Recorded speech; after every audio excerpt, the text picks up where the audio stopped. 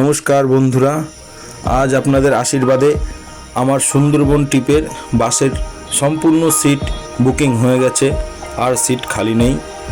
চলুন তবে আজ আমরা বাসটি কেমন দেখতে, বাসের ভিতরে সিটের ক্যাপাসিটিটি কেমন, বসলে কীরকম সুবিধা হবে, উপরের সিটগুলো কেমন, আর সেই সঙ্গে আরও দেখে নেই আমরা সুন্দরবনে যে হোটেলে থাকবো হোটেলটি কেমন দেখতে, হোটেলের রুমগুলো কেমন, বাথরুমগুলো কেমন, কমফোর্টেবল কিনা আমাদের, সেই সমস্ত ভিডিও নিয়ে আজ চলে এসেছি।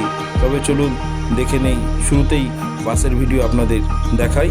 তবে চলুন, এটি আমাদের সুন্দরবন ভ্রমণের জন্য যাওয়ার বাস, এই বাসটি। তবে চলুন এবার বাসের ভিতরে গিয়ে দেখি বাসের ভিতরটা কেমন।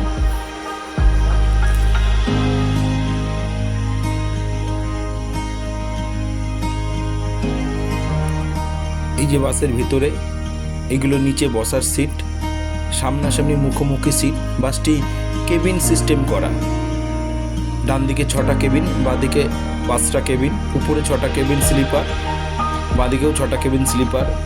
ডান দিকে 3x3 সিট, মানে একটা কেবিনে 6 জন বসতে পারবে, যেটা আপনারা দেখতে পাচ্ছেন। এবং বাঁদিকে ঠিক একই রকমভাবে 2x2 সিট, 4 জন বসতে পারবে। 5টা কেবিন আছে, 1 2 3 4 করে 5 নম্বর কেবিন পর্যন্ত লোক বসতে পারবে। দরজার কাছে যে কেবিনটা আছে ওটাকে আমরা বাদ দিয়ে 5টা কেবিন বলছি, হিসেবে দরজার কেবিনটা ধরলে 6টা কেবিন, বাঁদিকেও ডান দিকেও 6টা কেবিন। উপরের সিটগুলো একদম শোয়া প্লেন লম্বা সিট, কোনো সমস্যা হবে না শুতে।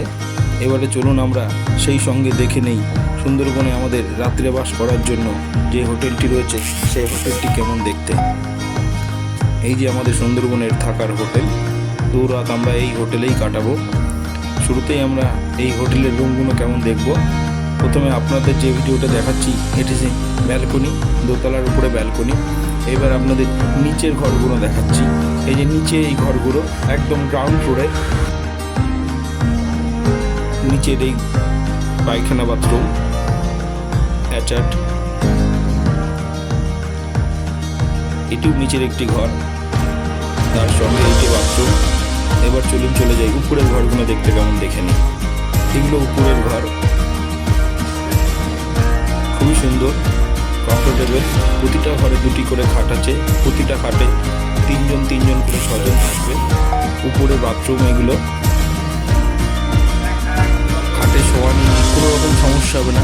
সঙ্গে ঘরে একটি করে সোফাও দেওয়া আছে, ব্যালকনি পাবেন আপনি প্রতিটা ঘর থেকেই। সুন্দর বেডগুলো, জানলা দিয়ে আপনি বাইরের প্রাকৃতিক দৃশ্য দেখবেন। সুন্দর আরামদায়ক সোফা, আরামদায়ক খাট, প্রতিটা খাটে 6 জন করে, মানে এক একটা খাটে 3 জন 6 জন করে রুমে থাকবে। আর এটা আমাদের সুন্দরবনের নদীপথে ভ্রমণ করার জন্য সর্বশেষ সঙ্গী জলযান। এটি করেই আমরা সুন্দরবন জলপথে ভ্রমণ করে বেড়াবো। সকলকে ধন্যবাদ সুন্দরবনে ভ্রমণে অংশগ্রহণ করার জন্য।